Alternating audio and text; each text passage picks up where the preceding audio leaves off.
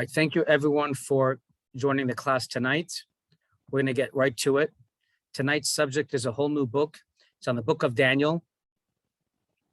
And this is a whole new book. If you see this with my mouse over here, on the left side, you see the Torah, which is the 5 books of Moses: Genesis, Exodus, Leviticus, Numbers, and Deuteronomy.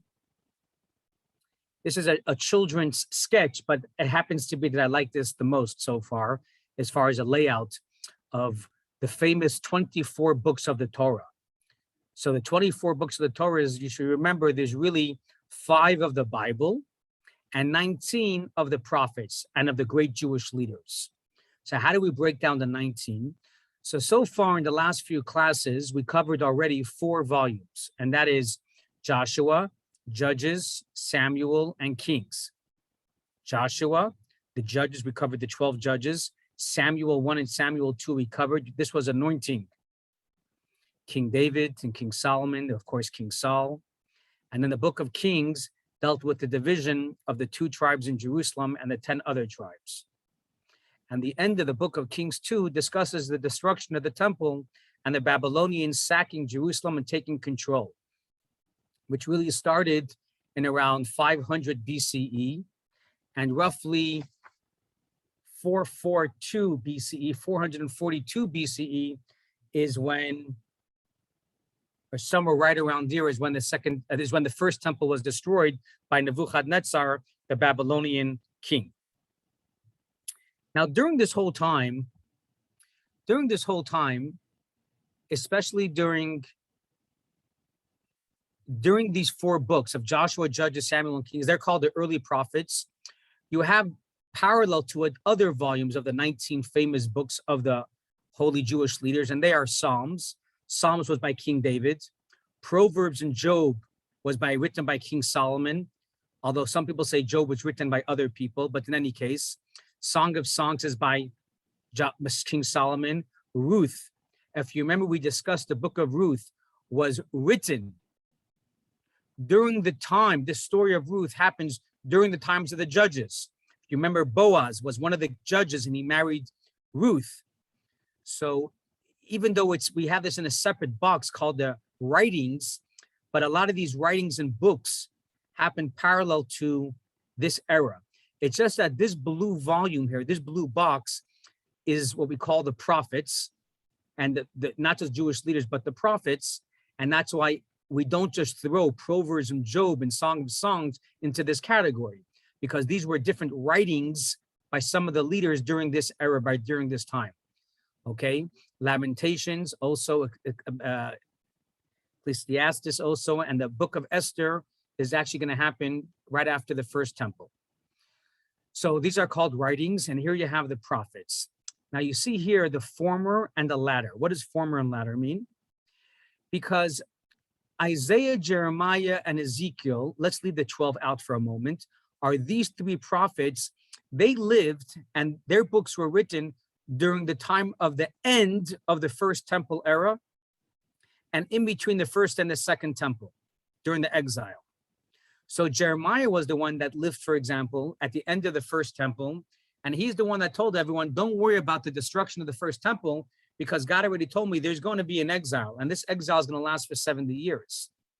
So it's actually nice knowing that even though your temple is going to be destroyed and you're going to go into exile, the exile is only going to last for 70 years. Unlike today in 2021, we're in exile and we pray for Mashiach to come, but we don't really have someone that says, but don't worry, in 2030, you're going back to Jerusalem and you're building the 3rd temple. We don't really have that concept in Judaism. We believe Mashiach is going to come. We pray that he's going to come. Hopefully it's going to happen now.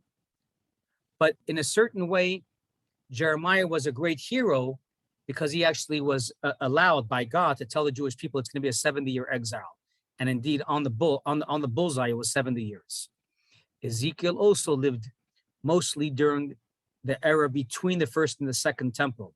Ezekiel was the prophet that actually helped Daniel, who we're going to be speaking about today. This is the book of Daniel. So many people ask, how is this at the end of the chart over here, Daniel, Ezra, and Nechemia? We're going to cover these 3 tonight, Daniel, Ezra, and Nechemia. So from a historical perspective, after the destruction of the first temple, which is discussed in the end of the book of Kings, then we have the book of Daniel, and he's the Jewish leader living in Babylon under Nebuchadnezzar, which we're going to discuss in a moment.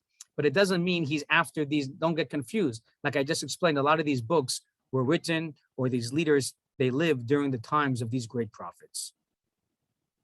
And again, why are they in a separate column? Because you can't compare some of the teachings of King Solomon, that it should be like the prophets of Joshua, Judges, and so forth. So that's why they put it in a separate box called the writings and not the prophets.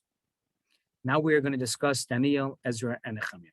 And the 24th book is Chronicles, which is very data-driven, and it's all about raw data as to years, when people were born, when people died, and it gives us a wonderful recap of all the history.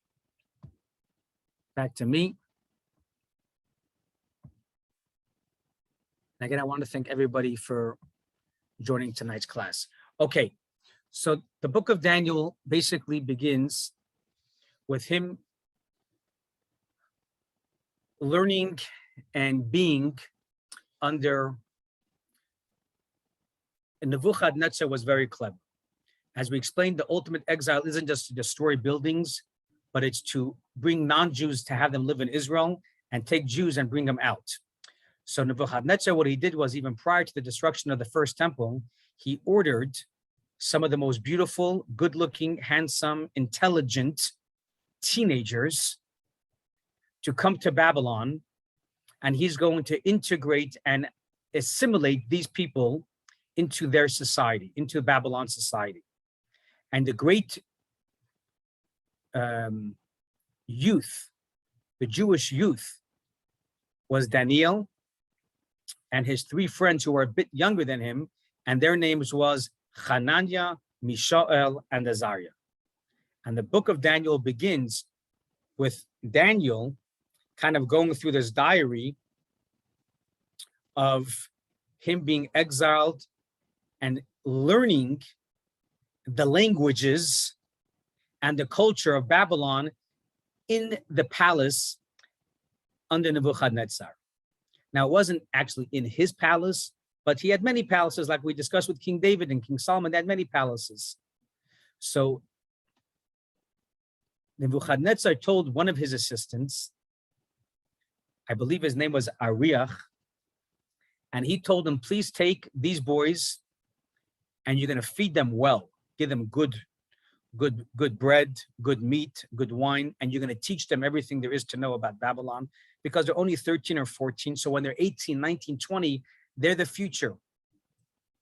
They're the future. They had a very high IQ, and they're going to be the future. So Daniel, because he was a very devout Jewish individual, he didn't want to eat non-kosher meat. He didn't want to have non-kosher wine.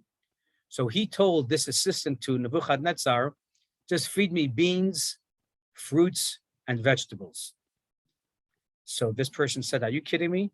If you're going to be emaciated and you're going to die from hunger, Nebuchadnezzar is going to have my head. So Daniel tells this assistant, don't worry about it. Let's try for 10 days. Put me on a 10-day diet, a 10-day Weight Watcher diet, and allow me not to eat any meat or any wine or all these other non-kosher products. And if in 10 days I'm just as healthy as I am now, so you know God is with me, and just continue to feed me the beans. I'm going to be a vegan. Beans and vegetables and fruit and things like that. 10 days later, Daniel, Ezra, Nechemia, Hananiah, Mishael, Azariah, and of course Daniel, the leader of the pack, he was looking healthy, he was looking fit. And the assistant said, no problem. And the assistant was actually happy, because now he had, from the royal treasury or from the royal palace or the royal kitchen, he had all this amazing steak and good London broil and all this other good meat that was fit for a king, for the king's prized youth, and all this amazing wine. And this assistant was very happy with this arrangement, because he basically was able to sell for 3 years all this amazing food that was for that. Good question, Stephen. I have to think about that. Now, not only that, what was interesting is that there was no Talmud, right? The Talmud came 500 years later, after basically the destruction of the Second Temple. So a lot of the Jews that followed Daniel, although they were not with him, but Daniel was in this palace. This was the first time Jews were living in exile. The Jews that were living in Egypt during the hardships under Pharaoh, it wasn't quite, it was an exile, but they were born into it. Jews, the Jewish, it was Abraham, Isaac, and Jacob. Jacob already goes into Egypt with just 70 children. So all the Jews following that for 210 years, serving the Egyptians, they were born into bondage. So they didn't know what it means to be free, and they didn't know what it means truly to be a Jewish nation as we know it today. But the Jews who lived in Israel under the kings, and they lived in the temple with prophets, and now they're exiled to Babylon. So they're so thankful that Daniel, Hananiah, Mishael, Azariah, these great Jewish youthful leaders are living there. But on the other hand, there's a struggle here, because it's the first time that Jewish people are living in an environment which is foreign from home. So they're paying attention to their Jewish leaders now more than ever. So when Daniel said, I'm not going to drink wine, it became a very big deal. No one drank wine. When Daniel said, I don't want to eat bread, which was not baked by a Jew, this became a thing in Judaism till today in 2021, that people will not eat bread, even if it's 100% kosher, if it was not baked from a Jew, by a Jew. So you can go to Walmart or Costco, for example, and it says Chav K or OU or OK, but it may not say Pas Yisrael, which means baked by a Jew. So many people are stringent and they will not touch that bread unless they go to a kosher bakery and they know that it was a Jew that put on the oven. These nuances in our tradition began with Daniel at this time. I'm just throwing it out there. Now, what's very interesting is the first 7 chapters of Daniel. It's the only 7 chapters of all the 24 books of the Torah that we just enumerated, those 24 volumes, and they're written in Aramaic. All the other books, the holy books of the Torah, is written in Hebrew, of course, in Lashon HaKodesh, the holy language. But only this book of Daniel, because it was written by the men of the Great Assembly, and they were a body, call it a Knesset. They were a body that existed for maybe 30, 40 years. During the return of the Jews rebuilding the Second Temple, they're the ones that wrote the first. So they were the ones that were illustrating and writing up these episodes as to what happened with the Jews going into exile under Nebuchadnezzar, and they recounted this diary, so to speak, in Aramaic. Chapter 8 and all the way through chapter 12, which is the end of the book of Daniel, was written in Hebrew by Daniel himself. Why in Hebrew? Because those chapters in the book of Daniel is all Daniel's dreams. And Daniel spoke everything word for word about certain dreams that he saw, or he translated certain dreams that he saw. So the men of the Great Assembly didn't want to mess with those transcripts that Daniel was speaking about certain dreams, so they did it in his language, which was Hebrew. But outside of that, they were in Aramaic. I'm just giving you some trivia when it comes to the 24 books of the prophets. Now, in chapter 2, Nebuchadnezzar has a dream. And he cannot recount this dream. And he's very agitated, and he's making everyone and all his advisors meshuga. And his advisors are trying to procrastinate for time. And Nebuchadnezzar says, if you don't come to me tomorrow with the interpretation of this dream, off with your heads, because you only got hired to work for me because you had IQ. So the advisors say, okay, tell us what the dream is, and perhaps we can tell you the interpretation. And Nebuchadnezzar says, the king of Babylon, he's like the Julius Caesar at the time, he says, I don't know the dream. So the interpreters say, how can I translate the dream for you? You don't even know the dream. Word gets out to Daniel that the king is going nuts. He's not taking enough of his meds, and Nebuchadnezzar is going crazy. And Daniel says this is his first moment of fame. Again, he was being taught how to eat well and how to speak well, by Nebuchadnezzar's team. But this is the first time that he says, let me come to the palace and perhaps I can help and interpret the dream. So they say, fine. So they bring Daniel to the king's palace, to his inner chambers, in front of all the non-Jewish advisors. And Daniel says the exact dream. And he explains what the dream is. So let me just give you quickly what this dream is. There was a big giant, a very large giant, and the giant's head was made out of gold. His chest, his breastplate was made out of silver. His legs were copper, and his feet were clay. This was the big giant.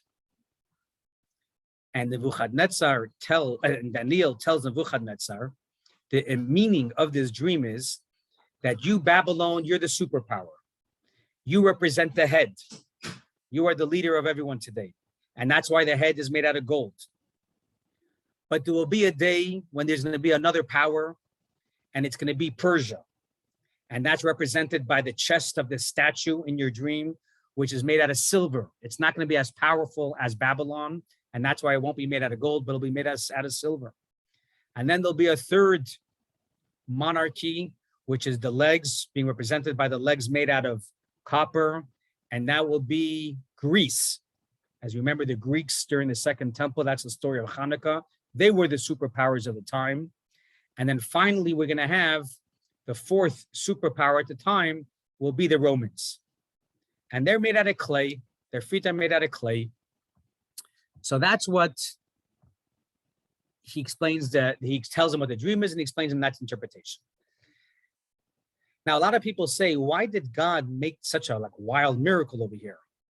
And also, why did he make this miracle? If you remember this story with Joseph and Pharaoh, Pharaoh also didn't know the interpretation of his dream. And Joseph came to the rescue, and he explained the 7 years, the seven thin cows, and the 7 thick, heavy cows. And I see I'm losing Larry over there. And so so Joseph just explained the dream. But Pharaoh knew the dream. At least Pharaoh knew the dream. And Joseph explained the interpretation of the dream. Here, God made such a wild miracle that not only did Daniel explain what the dream was, but he even told Nebuchadnezzar what the dream was, not only the interpretation of it. So why did God orchestrate such a double miracle in this way?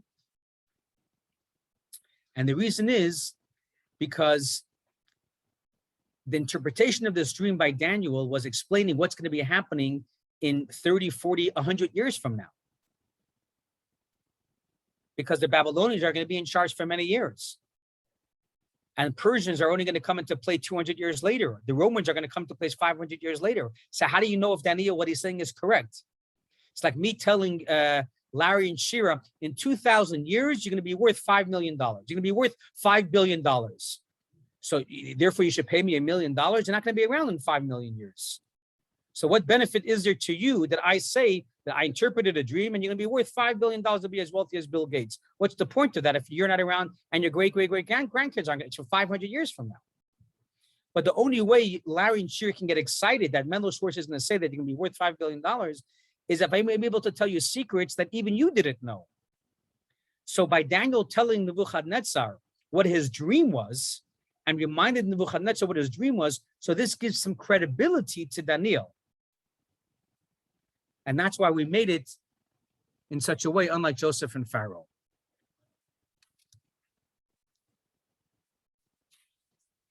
Okay.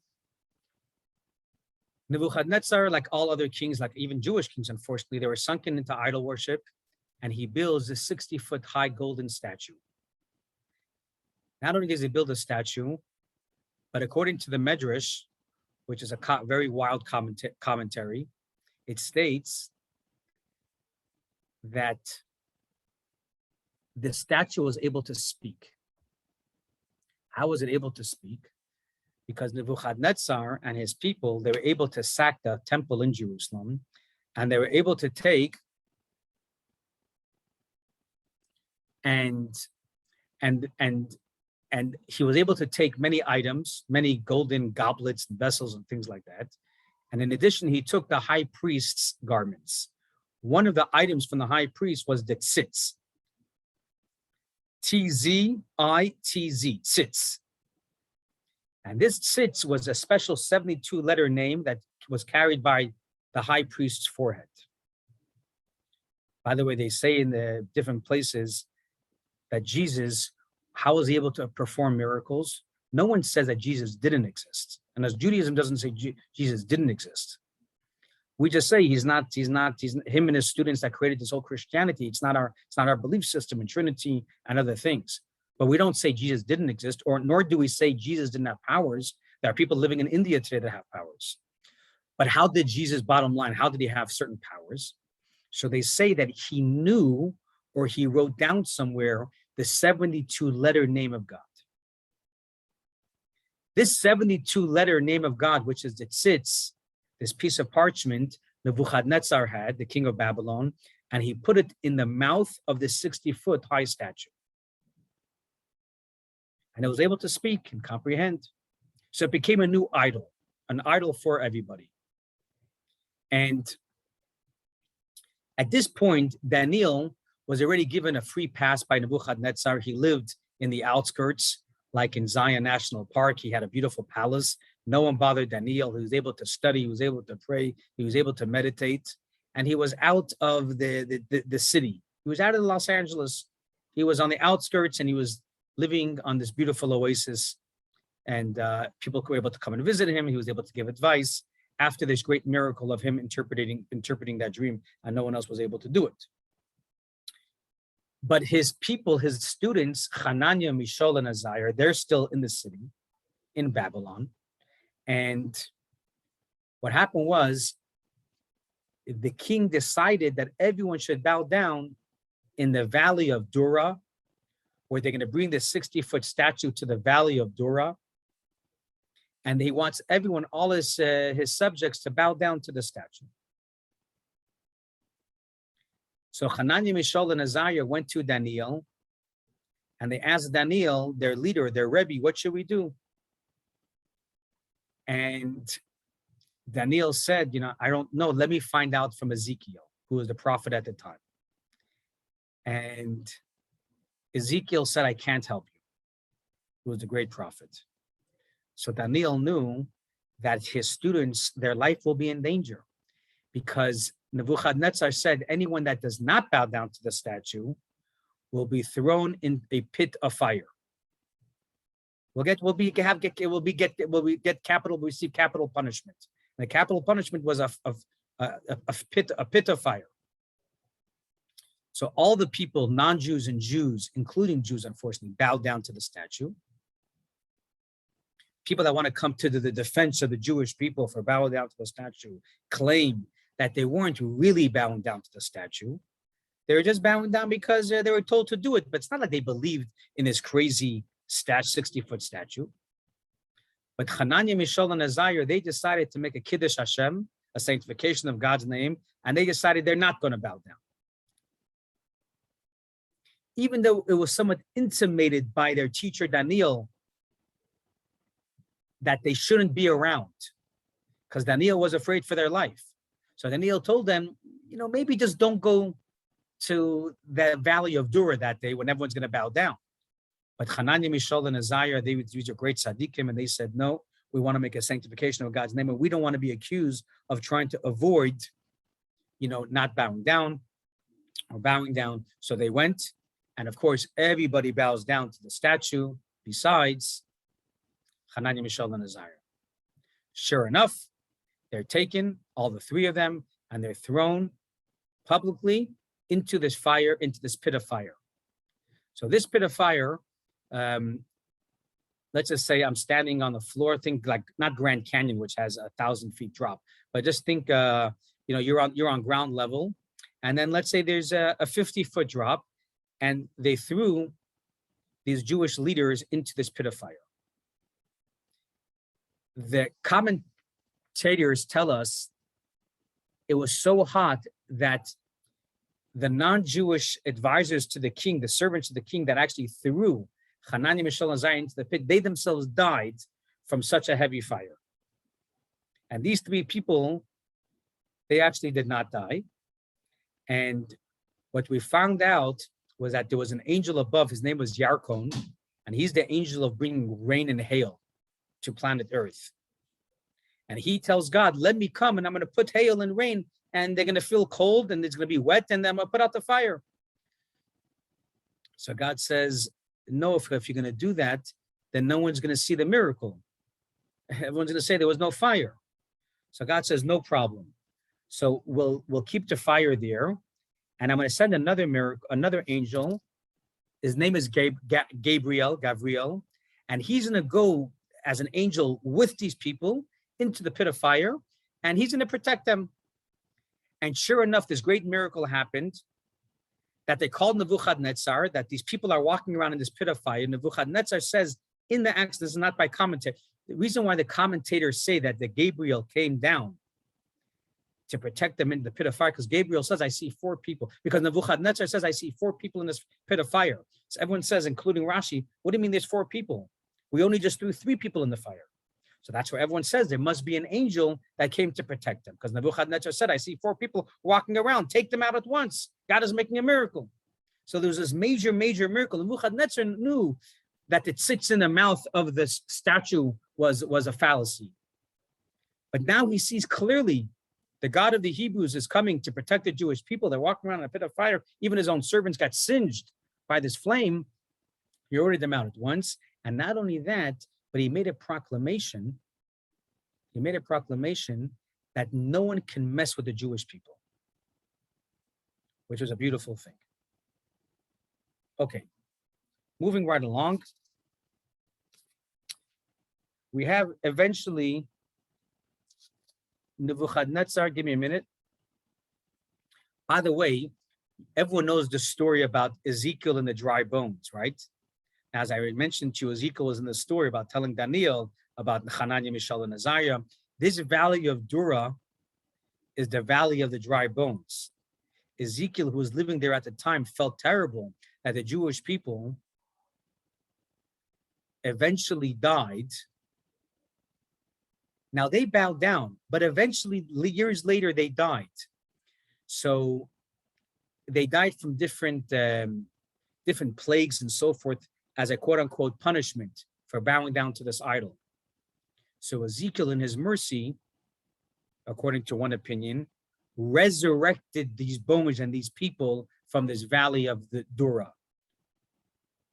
It doesn't say so specifically what's going on. Why did he make this resurrection? What is this valley of bones? So it's about this valley of Dura that we're talking about over there.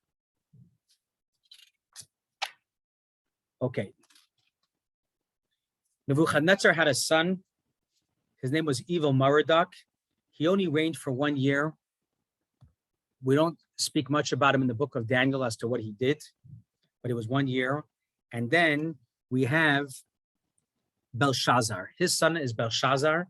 And Belshazzar, we pick up the works of Belshazzar basically in chapter 5. So he's Nebuchadnezzar's son. It's just a few years later. I'm trying to see exactly how many years later it was. I don't know exactly how many years. I don't have my chart in front of me. But in any event, there was a beautiful story that happened that Belshazzar decided to make a huge feast one night. At this point, his father died. His grandfather Nebuchadnezzar died, but he decided to make a big feast. Perhaps he won a victory battle and so forth. And all of a sudden, during this feast, it's recorded in the book of Daniel. It's kind of crazy. A hand like this, think of it like a sci-fi movie, started writing Hebrew letters on the wall. A real hand is writing letters, Hebrew letters on a wall in this huge ballroom in front of hundreds of guests. And the book of Daniel in chapter 5 says everyone's shrieking, no one knows what's going on. They're trying to stop this hand, and it's penning out a certain code of different letters, and no one could understand it.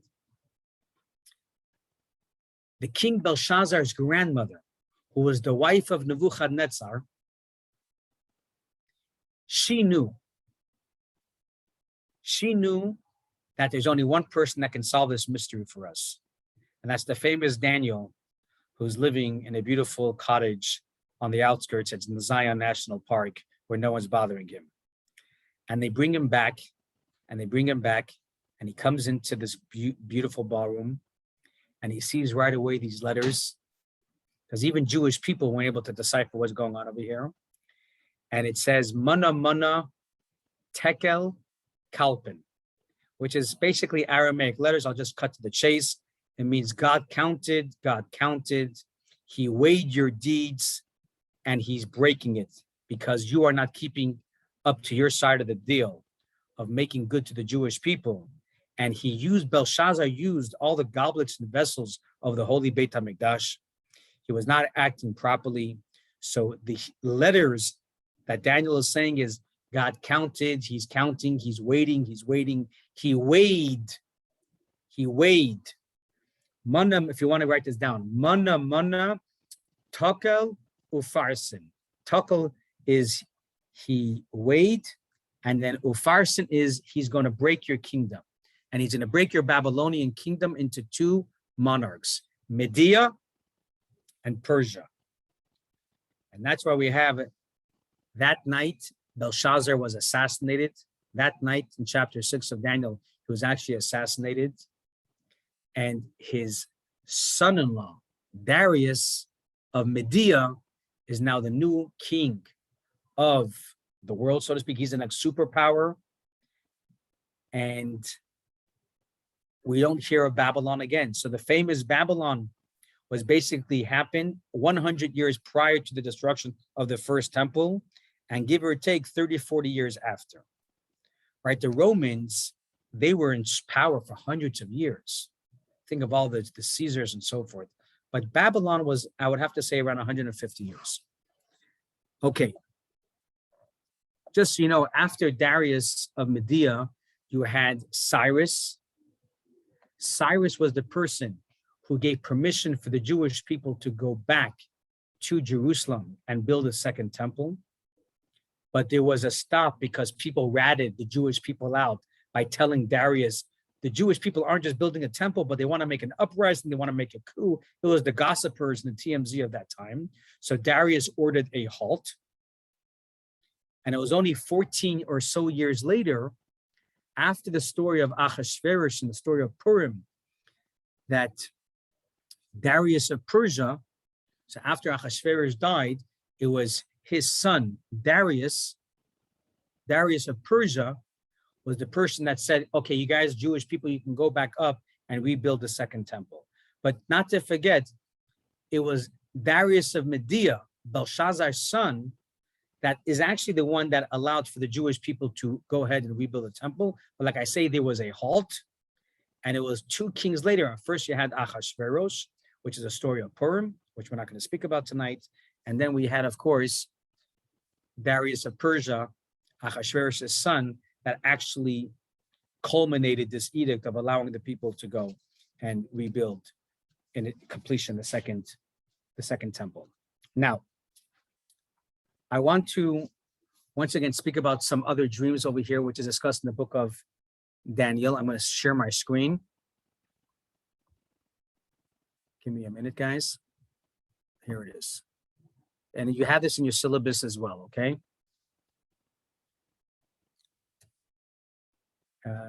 Give me a second.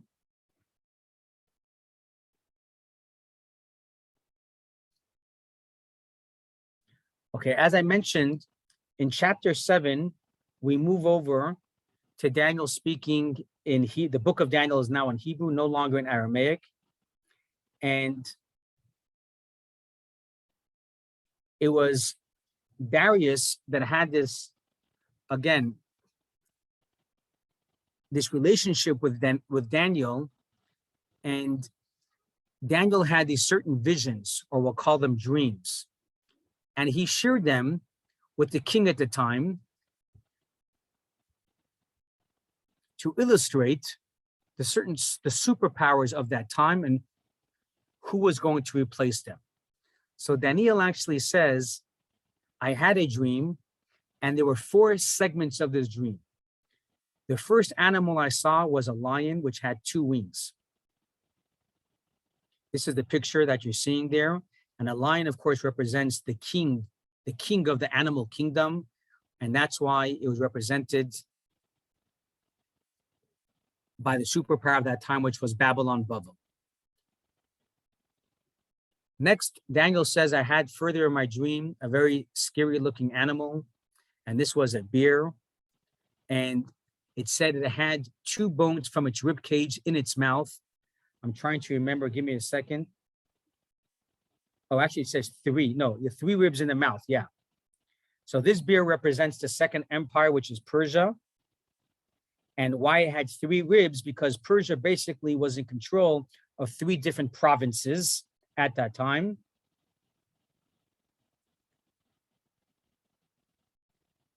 Some people say why 3 ribs, not for 3 provinces, but for the 3 kings of Persia, which was Cyrus, like we mentioned before. He was the one that gave permission for the Jewish people to rebuild the Second Temple. Then you had Ahasuerus, and then Darius of Persia. So those were the 3 kings of the Persian Empire. The third beast is the leopard. This leopard has, as you see, 4 heads and wings, representing the nation of Greece, the Greeks. We're not going to go into all that commentary there. This leopard is also being referenced to Alexander the Great, who was the superpower and the king. One of the people they say is the 4 heads representing the 4 sides of the world, because Alexander the Great was truly in control of the entire world under his regime. And then, of course, the 4th animal, which Daniel, in his dream, actually, he doesn't even, when he articulates his dream, he doesn't even give this animal a name. So that's what you see here in picture 4. It's the nameless beast, and it's referring to Edom. Edom means red, but Edom also means the Roman Empire. So what's fascinating in the book of Daniel, he's actually foretelling the future, going hundreds of years in the future, of different kings and different monarchs and different superpowers that are going to be in control of planet Earth. And this gives you just a summary. So here you have Daniel's dreams, the story of Sefer Daniel, which began in King Nebuchadnezzar's time. This is the lion, the leadership of Ezra and Nechemia, the building of the Second Holy Temple, and the story of Purim. This all happens during the times of Persia, and the story of Hanukkah happens by the Greeks. This is Alexander the Great with the 4 heads representing the 4 sides. And then, of course, finally, the story of Rome and its successors. The last chapters of Daniel is even more esoteric. It's hard to imagine that, but it is. Let me stop my share here. And it discusses the end of time when Mashiach comes.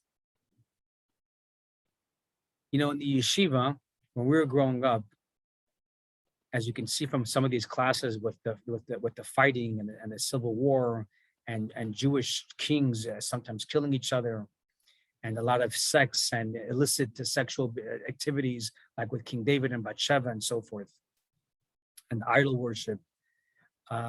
So we didn't learn this growing up in yeshiva, in school, even though we were being trained to be rabbis, but they kind of took this off the shelves. And as I was getting older, I was wondering why aren't we studying this? Now, some of the reasons, make sense. We're young, we're 13, 14 years old. Maybe we shouldn't be studying this at this time, maybe when we get older. But there is some religious communities that they'll never study some of these volumes that we're doing today, especially the last chapters of the book of Daniel, because actually this could become very dangerous for religious Jews who truly believe in Mashiach and believe that he's coming today, because the last few chapters of the book of Daniel discuss Daniel having discussions and conversations with different angels. Some of these are visions, some of these are dreams. Some of them is actually seeing people by the brook of a river. His students running away because these demon-like figures look so scary. And Daniel says, I was petrified like I never was before in my life. And Daniel says, who are you? Speak to me. And he's being told information about the end of time, about when Mashiach is going to come and what's going to happen. So when I was studying myself this stuff a few years ago, it's very difficult because actually there's so much discussion and argument how to run the mathematics and the numbers of the end of time. So when Daniel, it doesn't say 2021, it's not so clear and crystal. So it's a bit hazy. There's different ways how to enter the mathematics of these dreams and discussions and conversations that Daniel is having with different angels and people. So I can clearly, truly understand now why we don't study this. On a surface level, yes, like I'm telling you now, it's mostly about the Mashiach times and the end of times. And it starts to tell you 4.5 times 900 or 33.3 times this is when this is going to happen and that's going to happen. It's very difficult to understand some of these numbers. The commentators, there's full pages of commentary trying to figure it out. They're still haggling about it. And so this is, and it also tells us, if you think you understand it, then you're really in trouble. Because if you think you understand the Mashiach is coming February 14th, based on this discussion of Daniel, and the Mashiach doesn't come, then you may lose your faith. So that's why they keep us out of it, not because, God forbid, what Daniel is saying is not true, simply that we just don't understand exactly what's going on. It's, you know, it's like the 70th language. We don't quite understand it. Anyways, that's pretty much the end of the book of Daniel. I just want to tell you very quickly, Ezra was the next great Jewish leader. And it was not Daniel, but it was actually Ezra during the times of Darius of Media, of Cyrus of Persia, that gave permission for the Jews to rebuild the second temple. It was Ezra, the great leader, who put together all the Jewish people to go and rebuild the second temple. Believe it or not, again, speaking about the 10 lost tribes, no one from the lost tribes who already lost 200 years prior, but none of them came back to Israel to rebuild the second temple. So Ezra, the scribe, who was this great leader, remember, Daniel was already a teenager when he was exiled from Israel to go to Babylon. So it's now 70 years later that the Jewish people are going back to rebuild the second temple. Daniel already passed on. So now it's Ezra, the great scribe. Some people say Daniel actually did not pass away. He's still part of the mix. But Ezra is now the leader of the Jewish people.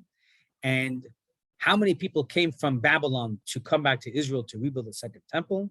Only 42,000 Jews. Only 42,000. Today you can get more than that at a concert. But only 42,000 Jews rebuilt the second temple. And of whom of these 12 tribes was going back? It was only the tribe of Judah and the tribe of Benjamin. So this story of Ezra, the second book of Ezra, discusses this, I don't want to say rebirth, but the rebuilding of the second temple. But again, unfortunately, a few years into the rebuilding of the second temple, the people of that time ratted out Ezra and the Jewish people because they did not want the second temple to be built. So things were on a halt. And during this halt is when we have the story of Queen Esther and Mordechai and Achashverosh and Haman and everything else, the story of Purim.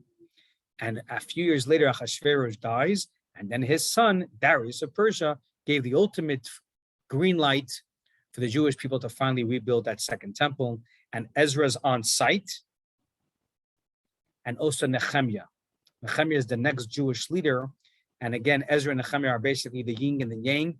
Ezra was more the spiritual guide, and Nechemia was the guy of bricks and mortar who got the Jewish people to actually come together, and he figured out, like King Solomon, who should build, who should chisel the rocks, who should bring the clothing, and who should be, run everything else. So that was Ezra and Nechemia, and that is a very long 2 volumes of Daniel, Ezra, and Nechemia into a 45-minute class. So we'll stop it at that.